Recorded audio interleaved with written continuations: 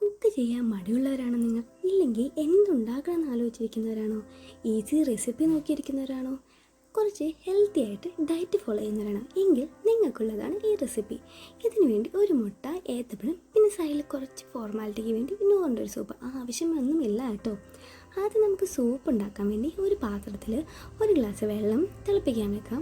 അത് നല്ലപോലെ തിളച്ചതിന് ശേഷം മാത്രം നമ്മുടെ സൂപ്പ് ഇട്ട് കൊടുക്കുക. ഇത് ഇടുന്ന അപ്പം തന്നെ ഇത് നല്ലപോലെ ഇളക്കി കൊടുക്കണം, ഇല്ലെങ്കിൽ അടിയിൽ കട്ട പിടിക്കാൻ ചാൻസ് ഉണ്ട്. നല്ലപോലെ ഇളകി കട്ടകളൊന്നുമില്ല എന്ന് കാണുമ്പോൾ ഇത് നമുക്കൊന്ന് വേവാനായിട്ട് വെക്കാം. ആ സമയം കൊണ്ട് ഒരു പാത്രത്തിലേക്ക് ഒരു മുട്ട, അതിലേക്ക് ഒരല്പം ഉപ്പും കൂടിയിട്ട് നല്ലപോലെ നമുക്ക് ബീറ്റ് ചെയ്തെടുക്കാം. ആ സമയം കൊണ്ട് നമ്മുടെ സൂപ്പ് അവിടെ റെഡിയാവും. ഇനി നമുക്ക് വേറൊരു പാത്രത്തിലേക്ക് നമ്മുടെ ബനാന ഈ കാണുന്ന പോലെ ചെറിയ പീസുകളായിട്ടൊന്ന് അരിഞ്ഞെടുക്കാം. ഇനി ഒരു ചട്ടിയിലേക്ക് ഒരല്പം എണ്ണ ഒഴിച്ചു കൊടുക്കാം കേട്ടോ. എണ്ണയാണ് ഇതിന് കുറച്ചുകൂടി രുചി കൊടുക്കുന്നത്. ഇനി നമ്മുടെ ചട്ടിയിലേക്ക് നമ്മൾ മുറിച്ച് വെച്ച ഓരോ പഴവും ഇങ്ങനെ ഓരോന്നോരോന്നായി പറക്കി നമുക്ക് വെച്ച് കൊടുക്കാം. ലോ ഫ്ലെയിമിൽ വെക്കണം, ഇല്ലെങ്കിൽ ഇത് പെട്ടെന്ന് കരിഞ്ഞു പോകും കേട്ടോ.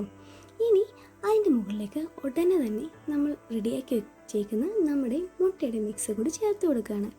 ഇനി ഒരു സൈഡ് വെന്ത് കഴിയുമ്പോൾ നോക്കുക കൃത്യമായ അടിയിലെ എല്ലാ ഭാഗവും പാനിയിൽ നിന്ന് വിട്ട് വരുന്നുണ്ടോയെന്ന്. അങ്ങനെ വന്നു കഴിയുമ്പോൾ നമുക്ക് ഇത് നൈസായി ഫ്ലിപ്പ് ചെയ്തിടാം. ഇതുപോലെ തന്നെ അടുത്ത വശവും നല്ല പോലെ ഒന്ന് മുരിഞ്ഞ് വന്നു കഴിയുമ്പോൾ നമുക്ക് നമ്മുടെ പാത്രത്തിലേക്ക് മാറ്റാം. അങ്ങനെ വളരെ ഈസി ആയിട്ടുള്ള റെസിപ്പി നമ്മൾ ഉണ്ടാക്കിയിട്ടു. ആൻഡ് ഇത് വളരെ ഹെൽത്തിയുമാണ്.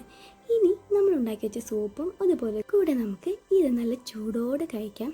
എല്ലാവർക്കും ഇഷ്ടപ്പെടുന്നതാണ്. വളരെ ഹെൽത്തിയും വളരെ ഈസിയുമായിട്ടുള്ള റെസിപ്പിയാണ്. എല്ലാവരും ഒന്ന് ട്രൈ ചെയ്ത് നോക്കണേ.